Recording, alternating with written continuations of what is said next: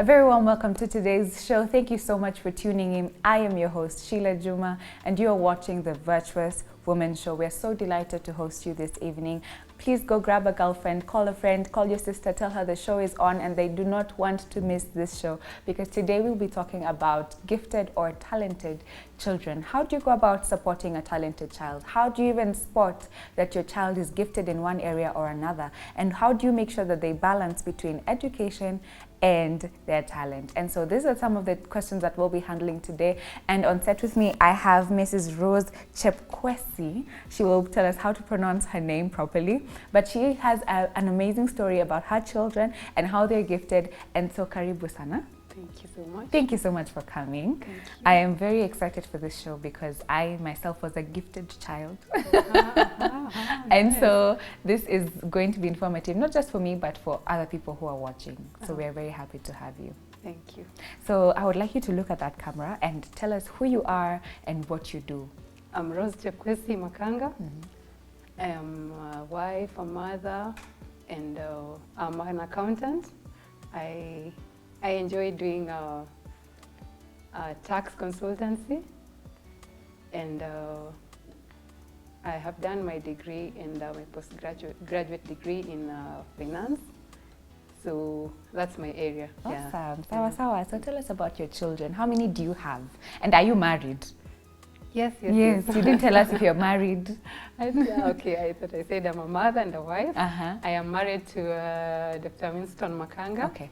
And we have 2 children. We've been blessed with Annabelle 8 years and Alton 6 years. Annabelle 8 years. And Alton is 6 years. Alton is 6 years. Yeah, a girl and a boy. Okay. Yeah. So tell us about your children. Of course, you, the first one made you a mother and you were excited, and then you got another one. How did you find out that, hapa, there is something other than just school, going to school and doing homework? So I've become a mother for all those 9 years.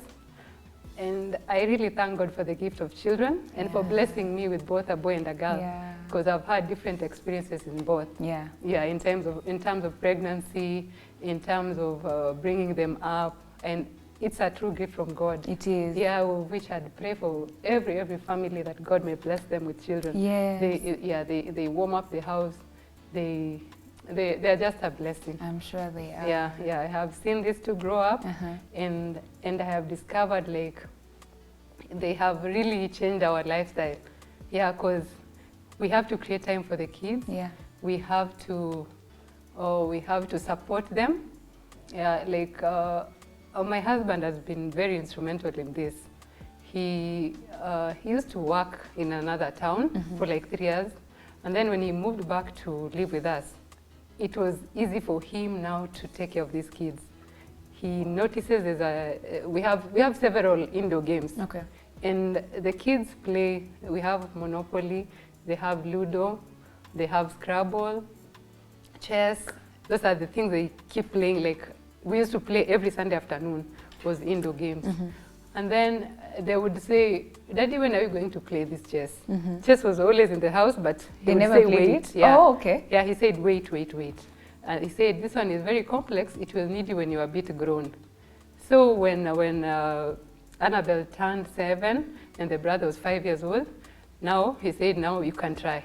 Now we can sit and try. He sat in the house. Most of the afternoons he would come from work.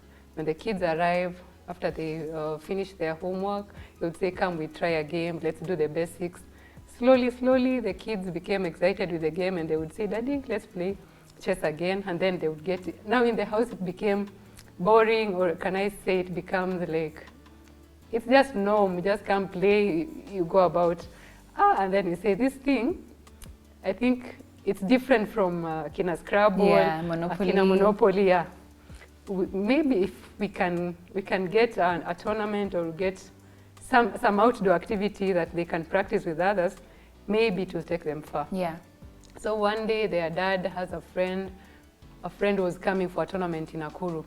And he said, hey, we are coming to Nakuru, we have a tournament. That's how the kids started now playing chess seriously. They came, they watched the tournament. It was for adults. The kids watched the top player. He's called Magana. Magana, like, I think he's the mentor to my kids, yeah, especially Annabelle, because in this game, they were given a chance just to stand on that table and witness how the game goes. And my girl was so touched. Yeah. As in, that game is so, as in you have to fight up to the end. Yeah. And it really gives someone pressure. Yeah. As in you can just see, it is so open. It's not a game that you can say that you can bribe. It is so open, it's on the table. There's no cheating. Yeah, there's no cheating. Yeah. So if you don't know how to make the moves, you get tricked and you lose the game. So it was the last piece that whoever moves, it will determine how the game will end. Yeah. So Magana managed to win the game. Yeah, my daughter was so impressed. And after that game, okay, there was someone who was watching. I think those ones who had come to watch. There's this guy called Dixon. Dixon is a coach in Nakuru. Okay. So he approached the dad, and he had come with the 2 kids, and he asked if he can train them. That's how we started. That's how they joined chess club in Nakuru at Jams Hotel. That's where they go every afternoon on Saturday and on Sundays. To play chess. To play chess. Chess is a very, I don't know much about chess, but it seems to be a very mind-involving game. So your children by now must be so developed. It's true. It's because you really require to think and to strategize so that you can win this game. That's so beautiful. Yeah, it's true. It trains them to be very competent, very alert, and to always think ahead, ahead of your opponent. You don't need to just to see the next move. Think ahead and ahead. Yeah, so these kids, I think it has really shaped them. Yeah, they are quite different because they have been able to handle pressure. They have been able to learn how it feels to lose a game. And they really know. They really know when they go for a match. They really try their best, but they know their tricks. Each day there's a new trick, so you need to learn how to maneuver. Now, you see in this African setting, it's very, for lack of a better word, I would use strange to see you as a parent support chess. Now, in Africa, the way we've grown up, or the way a lot of people have grown up, if you're not a doctor, if you're not a lawyer, if you're not an engineer, then you are not doing anything with your life. Now, let's say you grew up in a family that actually supports talent. When it comes to talent, there's singing, there's dancing, there's TV, there's this, the normal talent that we hear of. Now, chess, I would say, is in a different category. Like, there's now the lawyers, there's the singers, and then there's now chess. You know, it's a very unique, I feel like it has a special compartment of its own. Why did you choose to support your children in this? And what importance did you see in supporting them at such a young age especially? I've noticed chess helps in their brain development. They really know how to judge situations. They think outside the box. It really helps them. It sharpens the mind. So I believe a chess player must be sharp. Yes, because you can't just sleep around, not even practice. It needs practice, like not even one game in a day. It needs it to be practicing like all the time. As in, it needs it to be on tabs all the time. And I noticed this kid, it has really helped them. And handling stress, because that game it's mind taxing. They need to focus, concentrate, and they really try. When they are taught, they block everything, they focus. And it really shapes them. Even in school, and they find there's homework, they know, as in from what they've learned in chess, you have to try. You can't leave a blank. When there's a question has been asked, try and think what is the answer, appropriate answer, put it down. I think it's really helping them even in life on how to handle matters. They try to, even in this CBC homework, they have been told to do make a what and what. They try. It helps their mind growing. To navigate through those things. Most people say it's for the rich people. Oh, wow. We've had these comments, and people see chess, they're like, which game is that? I know, I think it's not for everyone. Most people understand the games that they see, like maybe football, maybe skating. But now when you say chess, you need to invest in a chessboard and attending these tournaments. Not most schools have it. So you have to go out of your way as a parent. Because that is how our kids are faring on. We decided we'll support them because we saw like, they're able to concentrate, they're able to hold the pressure. So we support them. We said, okay, there's a tournament upcoming tournament where in Nairobi we'll travel. Wow. Yeah, we have to travel as a family. That's quite the commitment. Yeah. You can imagine. Yeah. You have to go, you sleep over because you don't, we don't live in Nairobi. So we have to travel over, sleep, for the following day, prepare them very early for the tournament, and then come back. The tournament normally ends around after 6 or around 8 p.m. So we can't drive back. Yes. We have to rest there. On Sunday, drive back. So you talking about these tournaments, your children participated very recently in a tournament. Tell us about this tournament and what that meant for your children. In April 1st, they went to Mombasa. There was a national tournament, national chess tournament. So this is all Kenyan chess players? Yeah. Is there an age limit? I mean, there are categories. Oh, there are categories, yeah, okay. Yeah. Like there's under 8, under 10, under 12, under 14, and under 16. Okay. Yeah. So, and they have rounds that they play games. Like in Mombasa, they had like 8 rounds. So they're able to select the best student in all these rounds, the one who will not lose a game. So my kids went to Mombasa, a national tournament. It had, the turn-up was, it was maximum. Oh, people came? People came. Nairobi, the weather is okay, but now in Mombasa, you can imagine you already have that pressure of a tournament, and it's a national tournament. You have to win, because we had really prayed about it. We were praying for a win. We were like, God, people have shined. It's our time. Please allow us to shine. Yeah, and the kids went there. They gave their very best. And we thank God Annabelle was able to become #1. In the whole of Kenya? In the whole of Kenya, wow. under 10 girls category. So she will represent Kenya in Zambia. Wow. Yeah. Beautiful. Congratulations to her. Thank you. And she's going all the way to Zambia to now the African tournament. Now, as they were playing or in that tournament, were there any challenges that they faced? A lot. Yes. A lot. Because of the weather itself. Yes. I could see they were in shorts, and but still they were sweating. And the room was, they had so many, the turn-up was too high. There were so many kids, so the room was packed as much as they tried really to ventilate, but still the kids were really sweating. So you wonder, they're sweating from is it the weather, or is it they're sweating because of the stress on the table? Yeah. I must say, my husband he needs to be awarded, because he really pushed the kids. He would make sure the kids are on time. Like if the tournament starts at 8, by 7, them they're already at the center. They are set for the game, and then they practice, and then when the time for game starts, they're settled. They're not in a rush. They settle, play the game. We encourage them to play up to the end, never giving up. Yeah. So after the first round, we take a break. They need to breathe. They are given 90 minutes for a round. One game takes 90 minutes, but it depends with the opponent. At times it takes 20-30 minutes, someone is out. Some people fight up to the last minute, they almost the third hour. Yeah, they're still seated. So we told them, try your best, because we've come here to win. Yeah, and they really tried. And I'm impressed that as much as the brother, he lost 2 games, but he saw from the sister the joy that comes with winning. So he's also prepared for the next one. He will fight up to the end and make sure he also comes home with #1. Because now he sees the sister is going to Zambia. He also wishes next time both of them win and go. Yeah. Awesome. Actually, something we forgot to mention is that your daughter was in the newspapers. The Sunday Nation. Yes, talking about the tournament that she won, right? Yeah. You must be such a proud mother to your children. I'm humbled. That's so nice. Yeah. The kids have brought us so much fame, and we thank God for that. Amazing.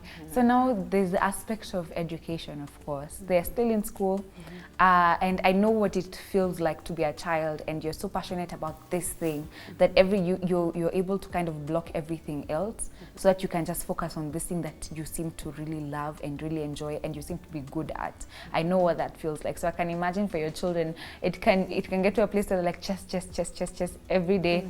So how do you, as a parent, guide them to balance between they still have school, making sure that they know they still have school, they still have homework, they still have to pass in school and do well in school as well as they're doing in chess? How do you balance that out for them? We really try our best. It's not easy. Yeah. They come with a lot of homework, and she really has to finish. She has to play a game, and she has to there are other things she has to do in the house before she sleeps. Yeah, she has to help around, maybe to clean the table, maybe to sweep, and she has to do all that. Yeah, so we put time as like, you will sit down like from 5, by 7 you're done with your homework, come down, eat dinner with us. After that, clean the table, relax a bit. By 8, do a game with daddy. By 8:30 we are done. We have our evening prayers. By 9 they're in bed. Yeah. So by 6 they're awake. We try. You know what the way you're talking, there may be someone who's watching and they're thinking, do they have any time to enjoy their childhood? You know? Do they have time to play? Do they do things other children do? If they do. They do. Like we on Saturdays, we have limited the chess lesson to Sunday afternoon. Okay. From 2 p.m. when now they go for the club lessons. So on Saturdays when they can play with friends, that's when they can meet their friends. That's when like they like dancing in church. So like on Sundays afternoon, they go to church for practice on how to dance on Sunday morning. And then after Mass on Sunday morning, they relax. At 2 p.m. they're the club playing. Yeah, okay. Yeah, so their friends know they only have Saturday to meet them. Yeah, and Saturday, so after there's homework on Friday, they come home they don't do on Friday, they rest. So on Saturday morning, they do homework. And then because of Annabelle, she has 1 hour lesson with the online coach. After that, she's free. She has her friends over. Yeah, most of the time the friends come over because now she's available. Saturdays they can play. Yeah, so she has time for childhood things. Okay. You mentioned that she has a coach. That is actually going the extra mile for your child. Would you advise, and not just for a parent whose child plays chess, but any other kind of talent, have you seen any importance or any role that a coach can bring and come and add value to the child's life? Just as because you've probably seen some value because you've actually gone ahead to go the extra mile to get a coach for them. It's true. When you notice your kid has a talent, you support them in every way. That means going out of your way and paying a coach, going for these tournaments, traveling. You have to go out of town. You have to rent a hotel and be with them. Like when they have tournaments in Nairobi, we are seated there like the whole time. When they're in Mombasa, we take a week off and we're just seated there the whole time. We just support them fully. Yeah, and we had to get an extra coach because we felt like there's something new you learn each time. From each person you learn something new. And since Magana is the top coach not like the top chess player in Kenya, he has won several awards, and we said, okay, let's bring him on board. We see. And he's helped when we were going for this. The one he won in Mombasa for the African Championship. This is after we had hired a second coach. I think the initial ones when we were beginning, we just had a coach. But when we saw the kid is performing well, we said we need to support her an extra mile. So we got in another one, and we have seen. As much as of course you have, there are cost challenges, of course. You have to adjust to that. But in the end, we see the value of it. I can't imagine where your children will be in the next, let's say, 10 years. Because one thing I've noticed as you were talking is that having that extra support from your parents absolutely makes a difference. And also having that discipline, because I'm sure all these things that they do is creating routine and creating discipline in them to know in life you will have a couple of things you may be doing and you can do each of them well. But something I've really noticed as you were talking is that having a talented child is an added, it's a plus, it's not a disadvantage, it's a plus because they're able to navigate talent and education at the same time, and they can excel in both. That's really beautiful. Now, your children seem perfect. Do they have any disciplinary challenges? I believe when they are young, that is where discipline is instilled. Yes, when they are tiny, when you're feeding them and they are not opening their mouth, that is where discipline begins. Right now, we don't do the beating because I think they know the way they're supposed to take. The beating was done way earlier when they were around like 8 months there, or that's 8 months. Wow. We started early. When you're giving them ugali and they're not eating, it's stuck in their mouth. We're like, you need to eat and you have to finish. Yeah. And there's a kiboko for that. And they know. And many times, they would touch, maybe say, don't touch that thing, and they touch. They get a spank, and they know there's a repercussion. Yes. And most of the time we did that. Right now, we rarely discipline because they know the track. Yeah. And it really helps. Oh, wow. So when they have visitors around in the house, they know, don't touch this, touch this. They even help.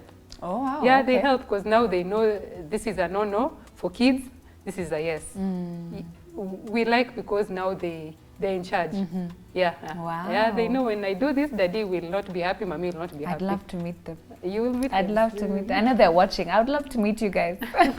So, and I would like you to look at that camera and give your parting shot and talk to parents who have gifted children, who probably don't even know how to support them, or probably don't think it is worth supporting talent when education is the life. You know, education is life from beginning to end. So talk to such parents who are watching and they have gifted children or are starting to notice their child may be gifted in this area. How should they go about navigating that? To those parents who are out there and you've noticed your kid has a talent, and maybe you lay back because you think it will consume money, you think your time.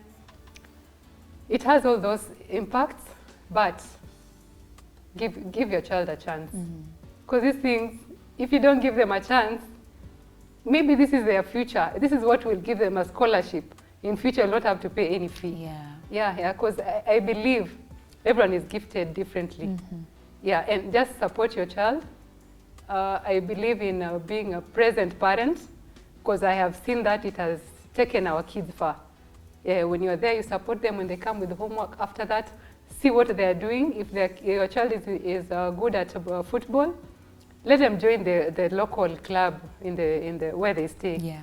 If whatever it is, skating, chess, or Scrabble, or Ludo, or Rubik cubes, please just look for. Maybe you can even check online, or you can even ask in school the coaches, where can I enroll my child, or does this school have this? Allow my child to go when there's a trip. Please follow up with the coaches, follow up with the teachers, and see if there's that activity in school, support them. And always be present. Yeah, because I believe when a parent supports you, you go far. Yes. You see the support and you don't want to let them down. Yeah, and one day, someone will recognize that talent in your child and they'll be rewarded. Yeah, like me, I'm here because of my children. Yeah. Now I'm on TV. How else would I be here? Because of them, because you support them. And one day you will see the fruits. Amen. Yeah. And God bless you and provide for your needs, because the children, they demand. We are the parents, we support them. May God provide for your needs so that you can support these children. Amen. Thank you. Awesome. Thank you so much, Mrs. Rose. That was very insightful. That was a very good discussion, and thank you. I wish your children the very best as they continue with this chess journey, and I look forward to seeing them on TV and on the international stage playing chess as champions, representing Kenya and the Kingdom of God. Thank you. Thank you so much. Thank you. I'm sure you guys have learned something. Thank you so much for tuning in. That's all the time we had for today, but I'll see you same time, same place next week. Have a great rest of your week. Bye-bye.